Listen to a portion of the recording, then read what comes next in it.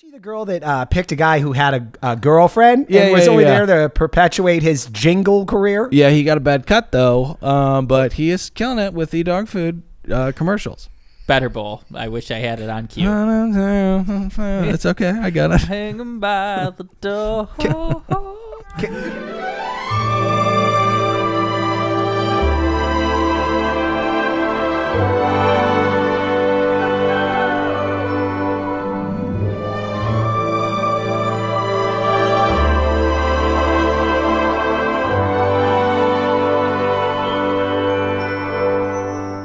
Hi, hello, and welcome to another brand spanking new episode of another Bachelor podcast. My name's Dylan. Saddled up next to one real Nicholas Davis. What's going on, everybody? Pat, producer of the podcast over there behind my glasses. Great to be here, Dylan. He's enjoying a Peach Ashland, sponsor of the show, Adam Devine's Seltzer Company. We had to get on board. It's delicious. Yeah. It's Divines. Okay, so before we get into how we're doing, what we thought about the show, we have a fan favorite segment called PSAs. Mm-hmm. And if you don't mind, I'll just kind of, I don't know, just jump in and put my neck on the guillotine for a sec here. Go ahead. You okay with that? Can I mention that people need to go over to Patreon first, or are you going to do that? It's going to be worked into the plug. Oh, yeah. Fair enough. Okay, I'll shut up. This is .com/another-podcast network. This is my Spartacus moment, so I'm just really nervous about it. Can't wait to hear it. This is Pennsylvania. Okay, so goes without saying there's been a lot of controversy swirling around this franchise over the past week. We covered the Chris Harrison, Rachel Kirkconnell, and Rachel Lindsay drama on our Patreon pretty early in the week before we had, before all of the events had unfolded, and I think that was a mistake. Not because of anything we said specifically, but I think it was a mistake to cover it at all. This show has a major fucking ego problem. You guys see it, we see it, that's why we started the show. That's why this show is different from other Bachelor podcasts. We don't have any sincere or earnest conversations about anything that happens on this show because, and I can't believe I have to remind people of this, it's the fucking Bachelor. The reason why this show is dropping in ratings is because it has somehow forgotten that it is bottom of the barrel, mindless Monday night entertainment and has blossomed into this touchstone in reality television about cultural issues, be it mental health or bullying, and now we arrive at racism. To have a conversation about race in America or how Southern heritage weaves its way into this re-education in America within the context of The Bachelor is to severely limit the substance of that conversation. This is not in conversation with Toni Morrison and Cornel West. This is a show where 2 weeks ago we had women in oversized pumpkins paddling across a lake of sludge. They were then in squirrel suits digging for fake nuts, and then an episode after or before, I can't remember, they were told to get on soft helmets and beat the shit out of each other for a man's affection. This is not Pride and Prejudice. This is that Japanese game show where people run across the lake and they hurt themselves on those rocks. Wipe out. Someone died. So, I am not saying that we do not want to have these conversations. These are important conversations. It's an important time in America, but we are not going to go in depth on them because it's not what you listen to this show for, and it's not what people want guys like me, Nick, and Pat to do right now. What people want us to do right now is to open our ears and listen. So that's what we're going to do. Not tonight. We have to speak. We have to talk about the show. We can't just listen. We have to have conversation about what unfolded. But, surrounding this, I think, we're wrapping this up. This is the last we'll say on it. Yeah, can you imagine the absurdity on a Facebook group about a stupid reality show? There was a lot of fighting going on there. A ton of it. Boy, 2021, crazy times. Yeah. People really care They do. about this issue. But they shouldn't, not on our Facebook page. That's for sure. Yeah, that's really got to stop. I've kicked so many people out of the Facebook. Now, you shouldn't do that. Of course I should. They're lunatics. well, there should be a discussion. Not bad. But there's definitely some lunatics that have been removed. But I like. There is no free speech in our group. If I don't like what you have to say, you're gone. That's how that goes. Yeah, exactly. And that goes for all of us individually. Yeah. That's another thing. Like we don't have like a show stance really. We get in arguments about real issues. Yes, we all have different beliefs. All the time. Yeah. I have very particular thoughts on this Chris Harrison issue that I'm not going to share because it goes against the popular opinion, and I'll get shouted down for being a white man talking about it. Sure. But hey, didn't we just go through this whole thing? Oh yeah, we're not going to talk about it. We're not going to talk about Yeah. it. But Yeah. Hey, just because I don't want this to go here to make friends down that road, spend a little bit too much time on social issues. Oh, very eloquent the way you placed our position. Thanks so much. Yeah, I appreciate it. I have a fun take that I don't think will get us any hot water about that has to do with what took place with Harrison and Lindsay last week. Great. That won't get us. No, it won't serve up any controversy. Excited to see whether or not that's true. I think it was a hit job on Harrison. Get this. Mickey has been trying to get that old fart out of there, making $8 million a season. Love it. Right? So get this. All right. So a lot of people that don't know TV or the biz, that Access Hollywood show was probably recorded around 1 or 2 p.m. that day. That's normally when they have to wrap that up so they get the East Coast feed out, right? Yes. Okay. So that would mean what Chris Harrison said was edited. It was basically signed off on. It wasn't edited. They played the whole thing in its entirety. My point is they had a segment that would air on Access Hollywood. Right. What do you think? 2 people heard it before it aired, or 25 people and said, yeah, this is going to air. Right. And once it went to air, if you don't think that little sneaky Mickey knew, okay, there's going to be a certain amount of population that think, yeah, Chris is right. There's also going to be a certain amount of population that's going to say, it seems a little insensitive. He could word it better. But Mickey knew there'd be a greater number of people that would hit that Twitter feed and destroy this man. Yes. I love this. I can see the seed happening in my head. There was a higher up that was like, we can't put this out. It'll sink us. Right. And then they see a shadow cast over them. And he's like, no, 2 let him talk. 2 ears. 2 ominous ears. Oh, and one last take on this. Yeah. So I don't think it's any secret. Matt James' season is a new low for Bachelor in the ratings. It has nothing to do with In him. every metric possible. Well, it was sitting at the 4.5 million. That it got a 1.25 share, which is, just put things in perspective. Season 8, because I did a little research here, was Bob Guinea's season. An average of 20 million people checked in each episode to see that fat, dumpy white guy bang 5 girls this season. So Matt's season was a little low for them. And what would stir up controversy to go check out what's happened over there on that Bachelor, other than some controversy with the host of 21 years getting the axe?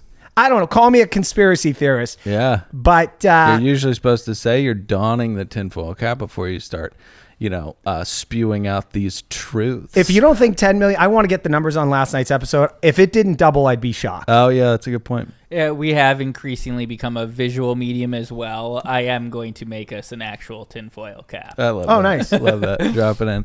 After Effects. Oh, one last note on Rachel Lindsay, because a lot of people came at me. Because we're... Oh, right. I think Nick's got something to say. No, I mean a physical hat for future episodes. Oh, got it. Excuse me. Made out of actual tinfoil, not After Effects. Sorry. Okay, one last thing. A lot of people go, hey, Pat, you hate Rachel Lindsay, especially on that Patreon. They're like, hey, be mad at Chris Harrison. Why are you throwing all the hate on Rachel Lindsay? So I posted a little something. And we did throw plenty of hated Chris Harrison. We did indeed. And Patrick's wife is African American. Yes, and my wife hates Rachel Lindsay. Yeah. So The reason I can't stand Rachel Lindsay is there's a bunch of things that she's done, but the one that really bothered me and thought she was a fake, and I figured some of the new listeners might want to know this. Yeah. I was kind of friends with Demario Jackson for about 6 months there. We had him on a few times. If you don't know who he is, he's the guy who was accused of raping a girl on Bachelor in Paradise. Yeah, and that little bird came in and said that she was his girlfriend on the show. That one too. He explained that away. It made sense to me. But anyway, Demario told me, I'm not sure if it was on the show or if it was in off mic, he had said Rachel Lindsay at the top of her powers during that summer when he was exonerated, it got word to her saying, hey, you're a little silent on the socials Exonerated of being a black man accused of raping a white girl woman, while she's passed out on drugs. Yeah. And Colonel Olympius was not helping the situation at that point. No, she was lying about it. Because she had a publicist post, she was so drugged out, she didn't know what was happening to her. Right, okay. yeah. So anyway, Rachel Lindsay went radio silent on that when she should have stood up and said, look, they're accusing a black dude of doing this. And when Demario reached out, I think, to Raven to say, hey, can you ask her if she'll make a statement or something? She said, he hijacked my season. She had nothing to say about this. And that man's life was kind of ruined. I'm not saying she could have solved anything. It certainly could have helped a little bit given her platform and stature. Yeah. That's my main reason. And then there's a bunch of other horrible stories about her, how she treats her friends and such, and generally what she thinks about herself. I do remember when Demario told him about that. It was off mic, and he followed it up with, don't share that on air. Yeah. Oh, right. Right.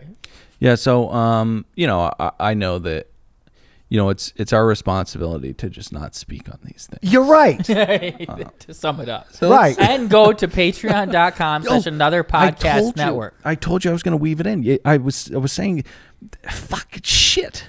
We made a mistake by posting that episode, and if you want to hear us make any mistakes in the future, the big ones will be there, because we'll post things that we probably shouldn't post on patreon.com.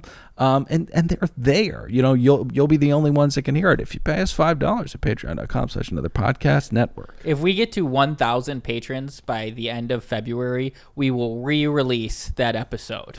Yeah, and we'll post the video of us at the Klan rally. Figure out how to move on from it, because I'm embarrassed right now. It was a great time. It was a great time. Okay.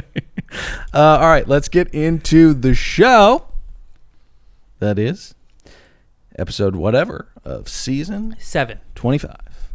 Matt James is the Bachelor, and we are still at Hotel Nomenclature. Let's get to general thoughts. That's where we give our thoughts on the episode in general terms. Pat, let's have Nick go first. Okay. This episode was a bloodbath. We started with about 23 women, Yeah. I feel like, and now we're down to hometowns. I think they learned this season that once the girls get weeded away, the drama goes away. So we kept around a big herd for a long time. Sure. But at this point, it's silly. And then we saw at the end it really trickle off. We just had one-on-one. Right. Weird group date, no activity, no one beating the shit out of each other. Yeah. It was only okay. 62 knots. Pat. Everything okay? Give me a... Choked on Ashland, presented by Adam Devine. Okay, so I agree with everything that Nick just said. I will add with this season and Tayshia and Claire Makes My Skin Crawly season are suffering from cabin fever. I didn't realize how much I needed the outside world to help entertain me with watching this journey for love. Yeah. No helicopter journeys through mountains near the ocean. No excursions, just flying to Vegas just for one night. Just to get crazy. Like Flavor of Love. Exactly. Or Tracy Chapman's So fast car. this season has been very odd for me to watch because I don't feel he has a connection with any of the ladies. It went from going at 0 speed to now light speed where we're at hometowns. I'm confused by all of it. I'm just going to have to say 20 roses. Yeah, I disagree. I do think that he has a connection with one person. Ironically enough. Yeah, the person who one of the reasons why this whole I don't want to call it a stink, but this hullabaloo arose is because she wins, right? Rachel. Yes, she wins. So now we're kind of just watching, an inevitability here. Really trying to find out who the next Bachelorette is going to be. But, all in all, it was kind of fun. I loved Heather, the abuse that she took that we'll get to right now.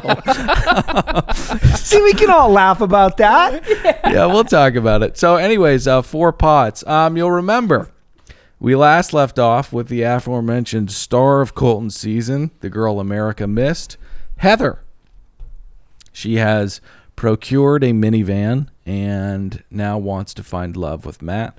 The story is that Hannah browned over some ham steaks, and Red Eye Gravy told her that she had to go and try to get on the COVID locked down season of Matt James' La Ventura. She had to infiltrate that place like fucking Solid Snake. Oh, okay. Metal Gear Solid. It's going to be a movie. People will know. Oscar Isaac, one of my favorite actors. He's absolutely fantastic. You should go watch Most Violent Year. Such a great film. But anyways, Hannah Brown, are you out of your fucking mind? What kind of advice is this? When she tells her, I'm sure Heather was like, they're in the middle of filming. So what? Well, Dylan, they're 2 episodes away from hometowns. So what? She maybe didn't gauge the time from driving in that minivan to get in there. But look, you think this is an insane thought, but Matt is actually praising Hannah Brown's opinion on the journey for love because it worked out so well for her. Yeah, and he doesn't mind that N-bomb she dropped either. No, he did for some reason. I remember that. Yeah. But wasn't she the girl that picked a guy who had a girlfriend and was only there to perpetuate his jingle career? Yeah, he got a bad cut, though. But he is killing it with the dog food commercials. Better Bowl. I wish I had it on cue. It's okay. I got it. Hanging by the door. Can I do a meanwhile? Yeah, sure. Meanwhile, you gotta love it. Meanwhile, Piper has a meltdown, and as a teenager typically does, she returns to tell on someone. Yeah, so we spend a large amount of time on Heather. I don't know that we'll ever have an answer as to why, but let's go ahead and explore this. So Matt tells her that he needs some time, and yes, as you mentioned, this is when Piper has gone back, and Heather goes out to chat with some of the women who Matt has found to be kind and reasonable over the course of this journey. So they're to help with her nerves while she waits for his decision. Jasenia kind of leads the attack here, asking if she's ready for an engagement in a couple weeks. I love this this ivory tower of integrity that these girls are standing on, because there's such a huge chasm when fostering eternal love between a couple weeks and 8. You know what I mean? It was insane heel turn from Jasenia. Yeah. She was our moral compass against MJ, who was one of the mean girl team. I was very proud of her. I thought she was poised, well spoken, despite her not having a chance in this competition. Yeah. And then this week she super kicks Marty Jannetty right in the kisser. Yeah. And now she's bad Shawn Michaels, Heartbreak Kid, HBK. Yeah. Nikki, she's riddled to Kaiser Sose. Nikki, it's the like usual suspects type choice. Oh yes. It's like what Tom Likas always said. No one hates women more than other women. Well, let's speak on that. So Jasenia, just to go through the events that happen here, Jasenia is not convinced that she's ready for an engagement. Piper tells her to shut up, but to give her an apology first. Sierra C says, go cry in your interview. I don't want to hear your tears. And then Kit says, bitch, what are you doing? I believe Serena doubled back and said, please leave. Right. Serena had the harshest line. She was like, we don't want to see your tears. Go tell it in the confessional. Yeah, exactly. Jesus Can Christ. you imagine if Matt walked out? Wouldn't it have been wonderful? He's like, bitches, didn't we have a conversation about this last week? Well, Heather wins by default. This really wakes me up to the issues, surrounding this entire thing, and how we have to have a conversation about feminism and how women need to strengthen the web of support within, patriarchal rule. You know what I mean? Not a good bit. So, one last thing. Piper, who I thought was a sweet song, I don't know if we got to what she said. She said she's really upset because Heather interrupted their very important conversation in which they were talking about her favorite Frozen character. I like Elsa. That's what she said. Piper has also super kicked Marty Jannetty in the face for my liking. Right, yeah. I really liked her. We talked about how beautiful she was, despite Yeah. Pat thinking she looked like she was 14. Right. But she has become extremely self-righteous, not just in this episode, but also on the social medias after this. She put out, with all the controversy going on, and I am just not going to be watching tonight's episode. She put out. She was like, just focus on how certain women are portrayed. She was like, instead of taking accountability, which has been the narrative through some of this controversy, she lashes out on other people. She gets ahead of it, actually, though, and people are taking her side. It's odd. She's evil. She super kicked Marty Jannetty. What? What is her point? She thinks that. She got a racist edit? She said kicking Chris Harrison off the show was a start, but there needs to be systematic things put in place so the BIPOCs put on the show are not there for tokenism. Oh, got it. Okay. And made out to look evil. Got it. On the show. Nick knows too much. Well, we're going to listen. That's a great segment. We are going to listen. By the way, I took a stem of mushrooms over the weekend. They were way too powerful. Way too powerful. Like the floor started, really fractaling. Well, you up shouldn't in my take face. half the bag, dude. Take sounds one. just No, it was about just right. one stem, and usually that'll make me feel okay. But it was blue. I knew they were potent. But my friend put on this Disney package with thematically themed, just sonically. It's just like, when people are on drugs, don't do the No. Oh, we got to put on Planet Earth. It's like, We got to put on Wizard of the Oz and sync it up to Pink Floyd's Dark Side of the Moon. Hey, I have a list of stereotypical trippy things we can do. Let's just start checking boxes. But there was a scene from Frozen 2. I'd never seen it because we've talked about it on Patreon. I don't like children's movies. They make me cry. I don't like to cry at children's movies, and children are not interesting. So we have to make up that they like do heroin in 7th grade, like Euphoria. But anyways, there were some scenes in that. I got to see Frozen 2. Have you guys seen it? No. Looks unbelievable. She's riding a horse on water and ice, and then she throws up this massive ice wall to protect her kingdom from a tsunami. Hey, Dylan, could it have been the drugs that made the experience a little more? Nah. Oh, okay.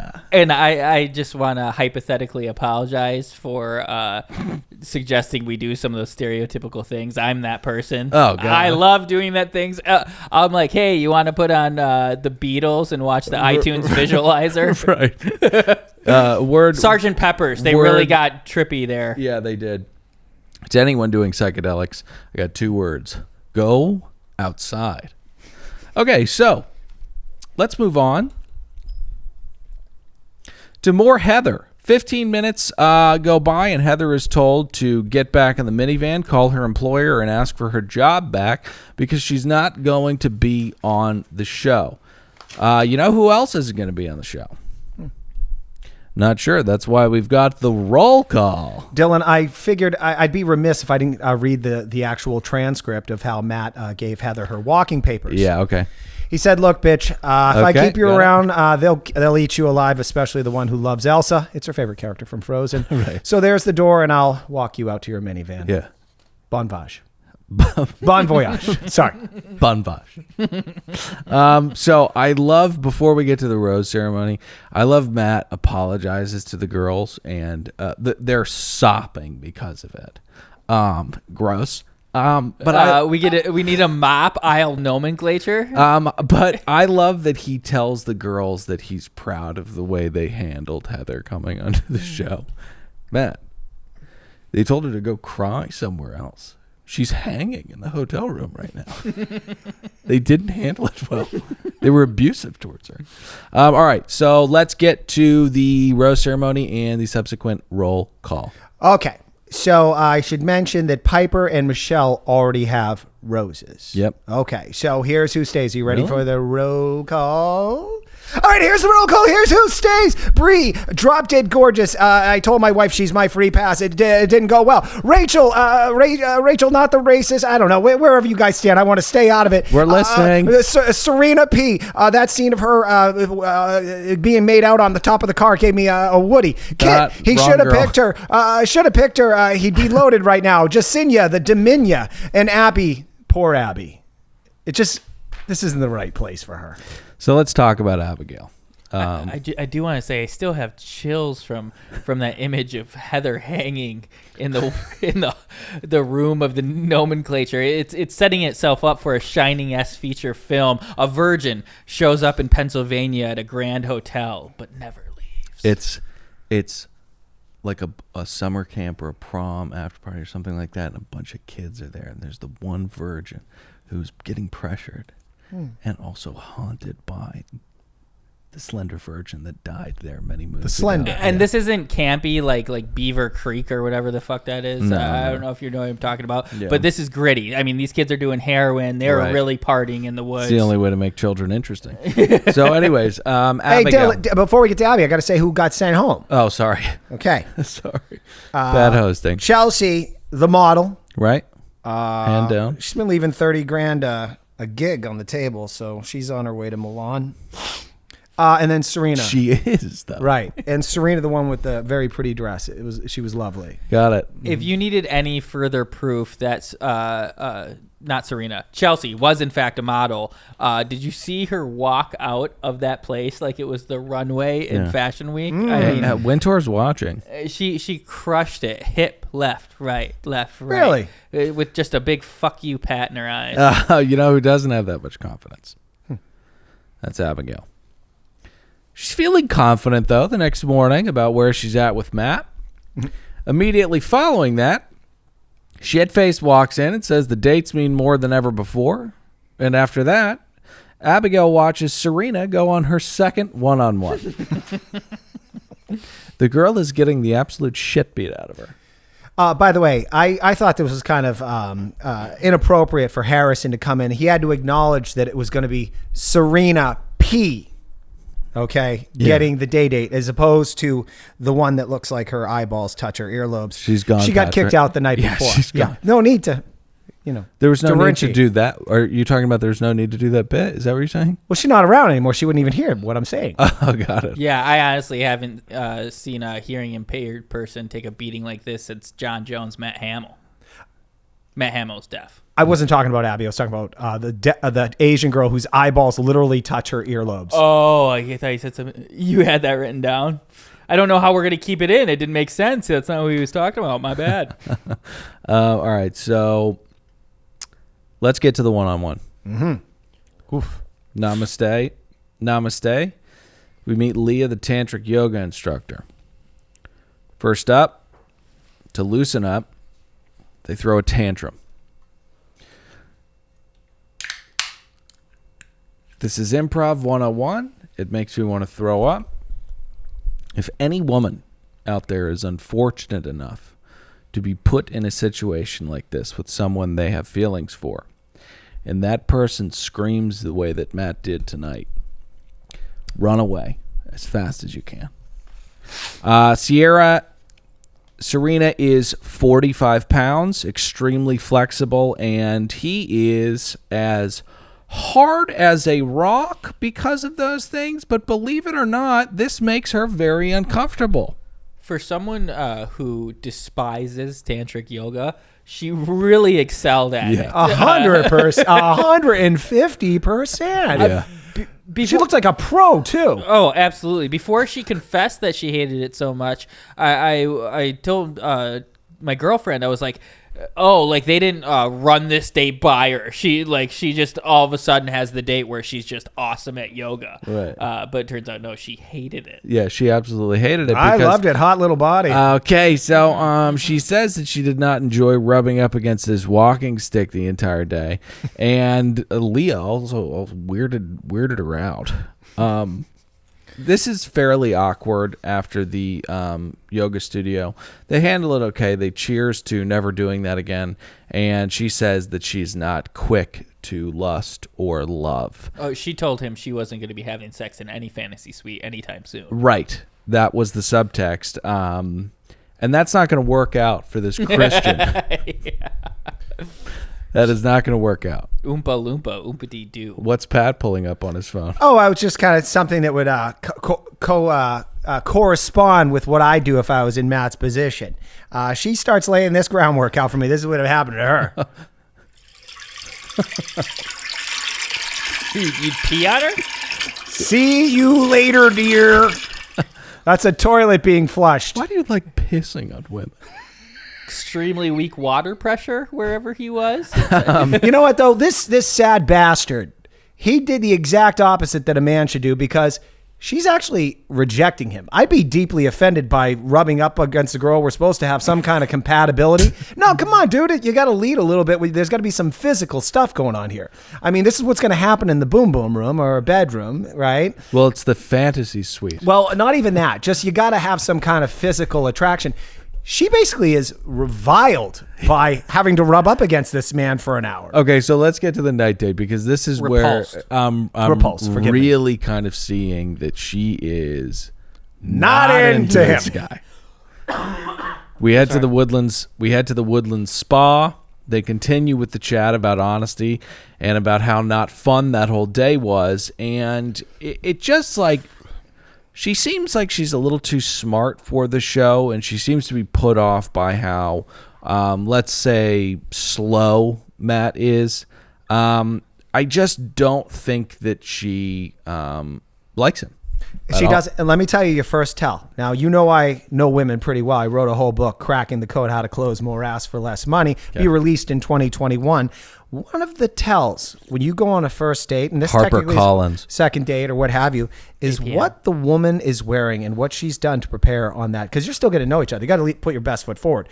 She shows up with a fucking outfit that looks like she either works at the White House or she's got a job interview. That was not sexy at all. And the degaff hair? I wasn't going to say anything about that, but I one time went out with a girl. She made me take her to an expensive restaurant. She showed up with her hair still wet in a ponytail. Okay? She was not into me. Yet she got a full Katsuya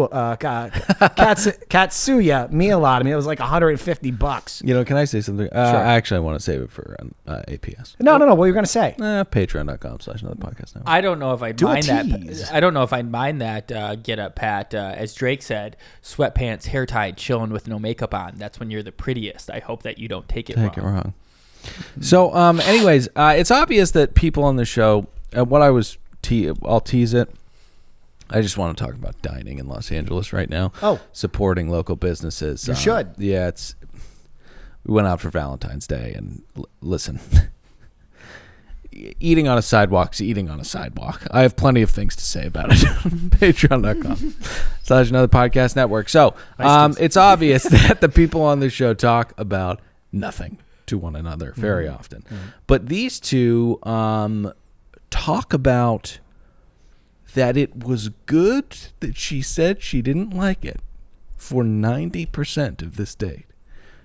Then, I don't know how much was on the cutting room floor, but they do not get to know one another in any shape or form. And I know that I'm being unnecessarily earnest about the show because it's the Bachelor, but like, are you guys supposed to progress in a knowledge of one another at all?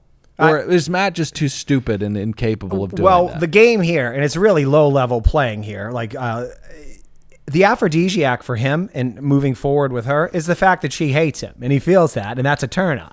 She's playing hard to get. Cracking the code. He just cracked it. Thank you. Hey, then they go ice skating, and I was disgusted by this. His fucking pants were so tight I could see the veins in his balls. He should never wear that again. The man has no sense of style. All right, so it's preordained that he is meeting her family, and it looks like that's going to happen. She gets the rose. We will see and meet her folks next week. Next day. Matt mulls over his options during a Peloton-sponsored segment, and then we get to the group date. Bree is up first. I should mention this is already a night date. How they're filming this stuff is odd. They do this again. Got me to thinking, whatever piece of shit segment they filmed during the day just hit the editing floor. Oh, you think so? Oh, yeah, 100%. What are you going to do? You're trapped there all day. Of course you're going to film a day. Well, they've had multiple day segments hit the cutting room floor. The Flintstone costumes didn't show up in time to work out whatever horrible bit they were going to do. No, the date card actually said, "Can you keep a secret?" And they practiced doing torture to get information out of prisoners on each other. Oh, nice. Or here's a fun one. You know how they do the like the frog science experiments where autopsy? Mm-hmm. They did it to Heather's dead body. Funny. What did they do to her? Cut her open, looked at her organs. And one Funny. of the more mean-spirited thing was Piper pulled out her intestines, just threw them against the wall. I was like, whoa! That was probably the impetus. Thanks for jumping in on this, Pat. you're welcome. Thanks, man. That was probably the impetus for her spirit not leaving the hotel. Thank you, guys. So, moving on. Oh, you want to know who's on this date? No. Okay. I mean, you show up for love and your limbs get ripped off as a toy. Fun little edit that you wouldn't normally catch. Okay, so normally the date card would be written by Chris Harrison. Chris had a tough week. They had time, 4 days to try and edit him as much as possible. They didn't acknowledge the date card was written by Harrison or from Chris Harrison. It was a note showed up from Chris Harrison. They didn't say it. It just said date cards here. I don't know that I buy that. Well, I'm just throwing it out there. You know how they work in these things when they try and edit you out. They do little subtle things. But a couple times I felt like they could have definitely had him out when he came in, just like for a frame or two. But maybe it gives more credence to your. I am workshopping that. The theory. I don't know. But just put him in a couple times, get people talking. I don't know. He took the TFC off the rack, but it's not quite on his head. Okay, so can't wait till it's in studio. Bree is up first. She tells him that she reached a point in the journey on the show where she had to have a conversation with her employer, and in that conversation, her employer said, "You are not on fucking maternity leave. You're on The Bachelor. You're fired." So it sounds like she worked for a sizable social media company. She said her work felt like a dream that reminded her of the sacrifice that her mother had made for her and her family. As a single mother. Yes. And get this, Matt's worth leaving it. I loved the move, though. I felt like it was very, very savvy. Hey, Matt, have this big albatross. Please put it around your neck. Yep. That is, I just washed my career down the toilet for you, so please at least get me to the final two so I can have 500,000 Instagram followers. I mean, well I cannot. It's literally word for word. Yeah. Word for word. It was a two-front, though. I love how she brings up the single mom. So she throws in there kind of the hard, tough life with the single mom. And then also I left my entire life behind. So you're going to pick me, right? Or you're going to look like an asshole. And so get in line, motherfucker. Yeah, the single mom really impacts it. That's how hard I had to work for this dream life. Yes. That's what I'm giving Well up for. played. I mean, Bree's, I'm a fan of Bree. Mm-hmm. All right, you said a week ago we didn't know who she was. So Piper drops I'm a fan of her. that he was just talking. He didn't realize what was going on. So Piper drops the L-bomb. Michelle loses grip on this process, and Abigail continues to get the absolute shit beat out of her. She sits down with Shaft. I haven't and seen says, hearing impaired person get beat like this since John Jones, Matt Hamill. Oh, man. She says she's had a tough week. And he says, why? I don't know. Maybe it's because you gave me a first impression, Rose. Haven't said a fucking word to me since. That's why I'm having a tough week. He's like, oh, yeah, I did. He looks like Shaft. Don't get me started. He starts referring to her in past tense or his relationship with her. I don't know if you picked that up while they're talking. He apologizes. Then that leather jacket and that redundant turtleneck, kick her the fuck out. I love the term redundant turtleneck. So he did her a favor, though. The thing about Abigail, she's sweet, but she just rambles. Like, say clearly and concisely, like, it's been 6 weeks and we really haven't talked at all. But she's, a dead woman walking. Just like Heather. She says one of the most heartbreaking things in that car on the way out. She says, I feel like I'm constantly the person that makes men realize what they want next, but I'm never what they want. Abigail, we love you, girl. America loves you. You're a sweetheart. And thank God the universe does things for a reason. You're going to find somebody so much better than Matt. He's he's got a hard limiter. And he's going to cheat on whoever he marries. So you're going to do fine, girl. But Dylan, I don't want to see her on Paradise. either. I don't want one of these. No, marry a veterinarian. I don't want the lisperer crawling his way on that beach, or the guy who like tried to off himself twice, making nice with her. Yeah, all right. She yeah. seems like she's a kind of a She needs to meet a sweet guy. She has confidence issues. too much, and she's probably too much of a trusting soul. Yes, she's naive. Yeah. Ben, I've never met anybody like you before in my life, and I honestly think that if we got married, I wouldn't order 3 pizzas from Domino's and eat them in 30 minutes and then throw them all up ever again, and then try to kill myself after. That's so sweet. Okay. Jesus, sorry. He's like, No, he deserves it. You want to try out this new diet with me? We have 1 rice cake at 10 a.m. And then an 8 by Nope. 8. Sorry. That's it. That's it. Okay, so Rachel, aka Mila Kunis. Yes. He talks to her next, and I have some thoughts on this conversation. I think didn't she was even- doing a little boogie shoogie in the bathroom. A lot of sniffing in between those. That's your note. She was on coke. 100%. He asked her how her family will deal with him, being a black guy or something, and she's like, "They'll kind of like you." And she's like, "Hold on.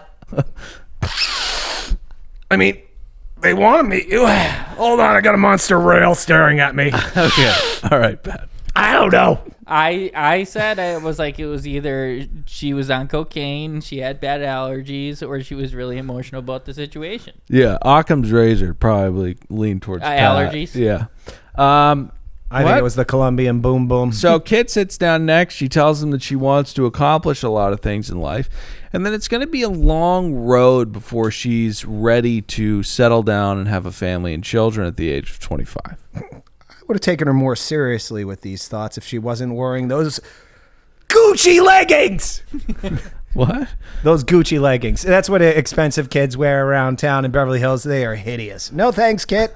My girlfriend has those Gucci leggings that she never wears, and she really, really encouraged me to follow up on last week's bit and come here in shorts and those leggings, and I was like, I can't do it. I can't do it. Who do you think's gay, or me or Pat?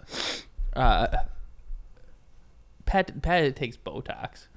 Right. Wouldn't it be great, though? All right, so Kit, I was analyzing her face last night, and I got some dirt on her. This could actually make it on Cheat Sheet or something about Bachelor Nation. Wow, Patreon.com. This take, or true news, is so compelling. You guys would be fascinated by it. But anyway, before Matt kicks her the fuck out or whatever he's going to do with her, I wish he would have said, "I'm into your wealth, but those leggings and the fact that you wear so much makeup, I have no idea what your face actually looks like." Shall we get to the roses? Oh, right. Before we do, I actually thought this was Kit. Like, she was telling him all these things, knowing he was going to follow the process and you have to get married. She was trying to get kicked off right at this moment. She was like, "Oh, he sent Abby at home? I could make a graceful exit, make my play for BIP, and become the influencer I'm destined to be." I don't want to see her back. This is masterful what she's done so far. I hope she doesn't, double dip. Oh, We're talking about Kit? Yeah. There was a lot of help there. Can I just give it? No. Yeah. No. Tell us and then cut it out. I want to know. No, you can leave it in. Because But, no, this we'll definitely talk didn't about- come All right, from... fine. We peddle Patreon way too much anyways. This one you get for free. Okay, so Kit's family is so well connected. The producers are actually friends of the family, and they told her, "You're here till whenever you want to be, and you just tell us when you want out." And if you notice, it was so well timed to make her actually look perfect. She dumped him. She dumped him. Yes. She is Tribeca. She didn't is even- the city. Yes. So She dumped him. she dumped him. So the producers, I don't know which ones they were, but it's multiple. The families knows them all very well. And this was just fun for her to just kind of come in and just play in the sandbox for a little bit. It was clear as day. She Oh, had, it was? She Okay. had, well, No, not all the that. specifics, but that she was just having a good time with this, and she was not serious about marrying this man at all. She was just recently allowed to get into watering holes. Very recently. These Beverly Hills kids, they're in when they're 18. No, they're not. Yes, they are. Not at dive bars. You go to a dive bar, someone's like, "My mother's from Tribeca." You'll get punched in the face. These people that work at dive bars hate rich people. Well, they hate everybody, I think. Oh, yeah, Why they would do. Kit be going to a dive bar? It's fun. Because It's to be ironic. subversive, yeah. Oh, okay. And the Griffin's one of the only places you can smoke and drink in Los Angeles. I'm learning so much. So, I should mention at this point, whoever gets this rose on this night date, it's an automatic hometown. But we we know that the person that gets the rose will be sent into hometowns. And Bree, after telling Matt that earlier that day she had to resign from the job that made her realize how much her mother loved her family, watches as Matt hands the rose to Rachel, who I think spoke to him for a couple minutes. I think so. Not only does Rachel receive her golden ticket, she receives a private concert from, as far as Bachelor talent goes, this is probably about as good as it gets. I mean, we've actually heard these songs like in a Zales commercial or something. But he would have been a real get in 2011. Yes. Oh, he's a real get anytime. Well, Soul never dies, Patrick. I wanted to ask if I know that you were excited to see one of your favorite artists, Aloe Black, on The Bachelor, but I wanted to ask if you felt any profound sadness for how low he stooped. Not at all. Okay. It's a paycheck way to up those streams. All of a sudden, people are like Pat said. Yeah. Some people think he's like from 2000. They're like, oh, I love "Wake Me Up." I love "Green Lights." I love that song that was the theme to that Entourage follow-up, How to Make It in America. Did you guys see that? They tried to make jeans. No, I didn't. Need your dollars. Dollars is all I need. Oh, right. Yeah, I know that one. Aloe Black is amazing. He's just so soulful. I really appreciate it. And I think it proves I'm not racist because he's black so much so that his last name is Black. So how could I be? We're just listening right now. I love Aloe Black. I even texted these guys and got no response. I ducking love Aloe Black. I was so excited to even proofread. I ain't goddamn fucking racist. I love Snoop Dogg. Yeah. How the fuck am I being racist if I fucking like Snoop Dogg, huh? He's a little bit loud and too jive for me, actually, Dylan. How's Snoop Dogg still around? Didn't he tell Oprah Winfrey's best friend that if she didn't shut up, he was going to fucking kill her, and he called her a bitch? He's hosting a game show on a network right now. I love him. It's not an even hand how we cancel these. I love Al Jolson in blackface. Am I racist? Huh? I love Al Jolson in blackface. I ain't fucking racist. Okay. He got in blackface, right? Oh yeah. Yeah. All right. So he was like the guy. Yeah. So we've at least. Yep. Moving on. Shall we get to sassy little Kit going to Matt's suite for the second time? Wow. I'm gonna take another crack at this, Matt. Get the picture. We talked about this, but this is just a masterful performance. While the show is usually reserved for people from the flyovers, she salvaged her NYC elite reputation by stomping on his neck and saying, "I don't need you. I am Tribeca. I am Queens Boulevard." Isn't it fun? I mean, living out here, I've actually had friends, rich friends that have their kids like perform at the Hollywood Bowl with like a major act just because they know they're one of the manager's friends. It's crazy what you can do out here. It's basically what the rest of the country it probably is upset about. The privilege. Kids at my school had Porsches. They had Porsches. Though kid 16 years old. Are you fucking stupid? Porsches. It's crazy. Though Kit orchestrated a masterful exit, she really kind of mailed it in at the end here. She could not have acted less interested in getting out of here. She was basically at one point, she's like, so like, are you going to ask me if you can walk me out? Is that going to happen? Yeah. I don't want to be here anymore.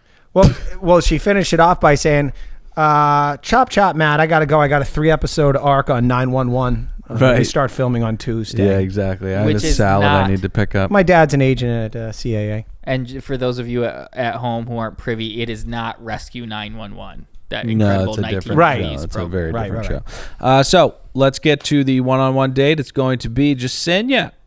Oh, that's what I screwed up during my roll call. Yeah, Jasenia. Yeah. So she's nervous that Abigail and Kit were sent home. And she feels like she may be going home. Well, yeah, you are. Yeah. Totally. 100%. So the day card says our love could take a turn. I mean, Jesus Christ. How on the nose can you get? But also, Jasenia, do not get in that car. Matt is not going to pick you, and he has no regard for other safety when he gets behind the wheel of a toy like this. We've seen it before, and we saw it again tonight.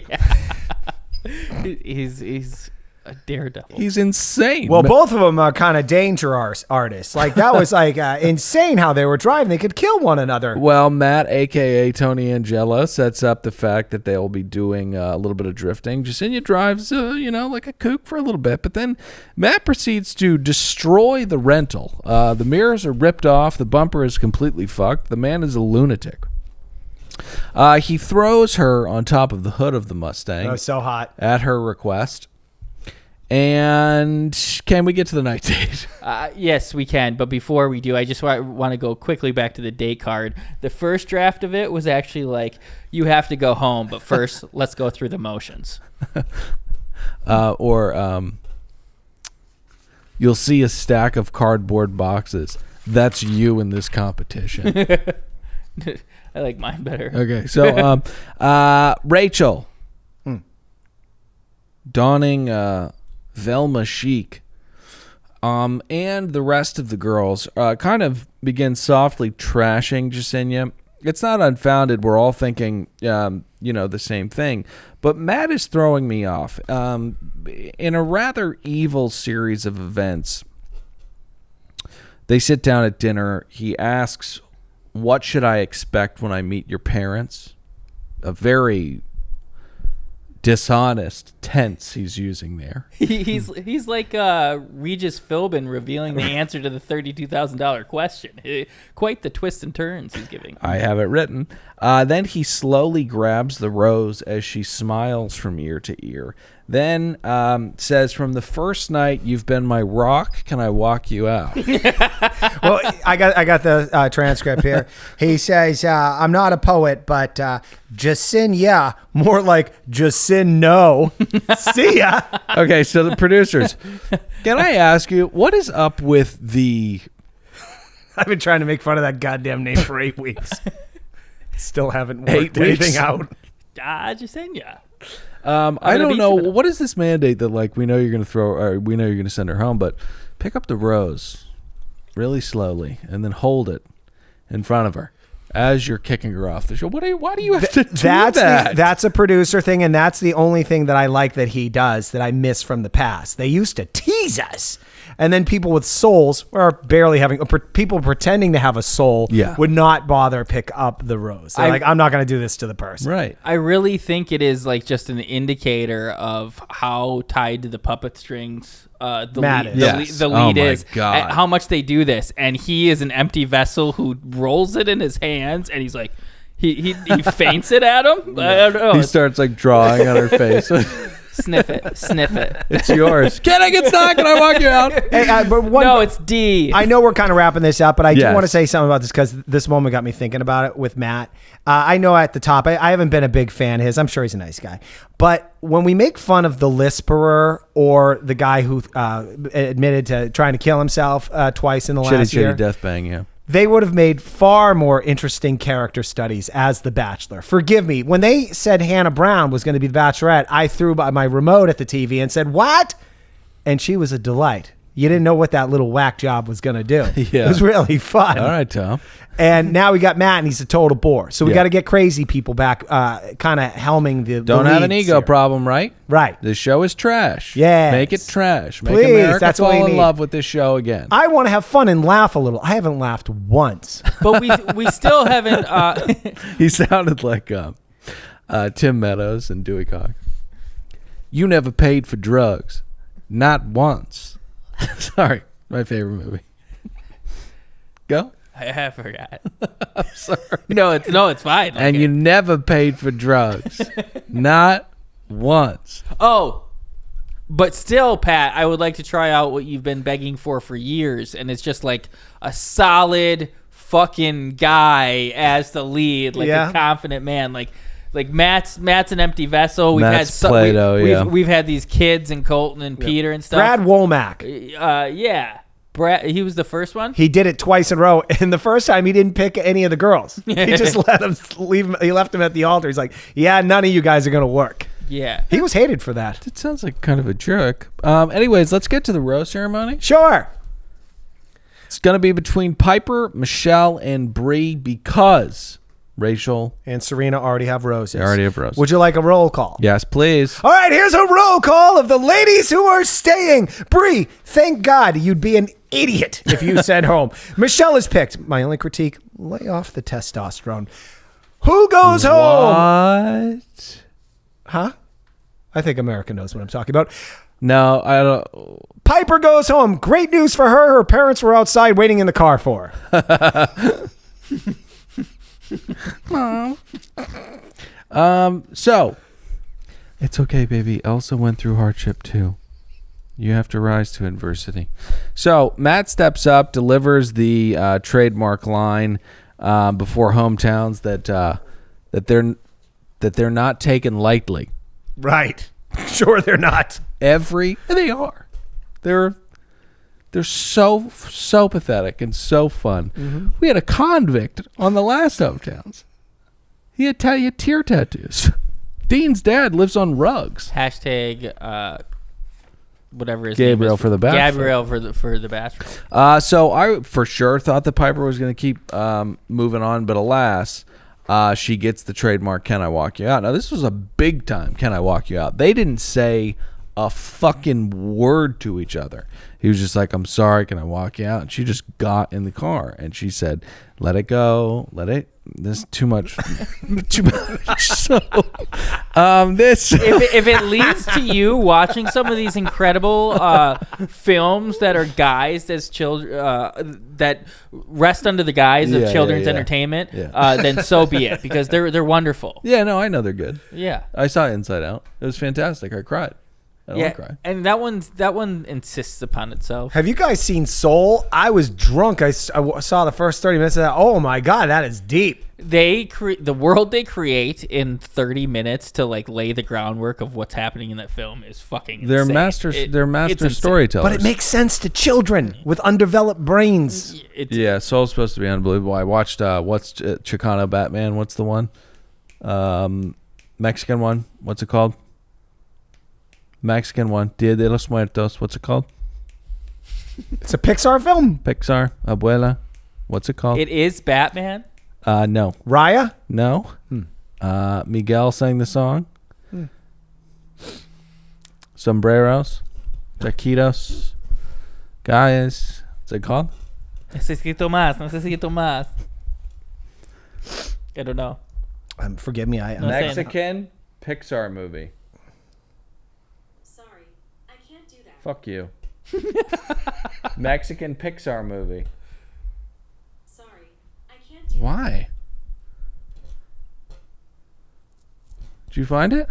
Coco? Yeah, obviously. Coco. You get to the end of that? That is a fucking tearjerker. Oh my God. So let's wrap this show up. The scenes from next week package that they roll had the intensity of a Nolan movie. Someone eats a good amount of shit on a parachuting adventure. Not even like that looked like it could break a femur. And then the after the credits scene was just so much fun, wasn't it? I fell asleep. What was it? Michelle's a hoot. She just said, before we give this toast, I want to look good for the camera. I'm going to bang out a couple push-ups. She gets on the ground and starts doing push-ups. All the girls had a good laugh. It was like some good, genuine, lighthearted fun.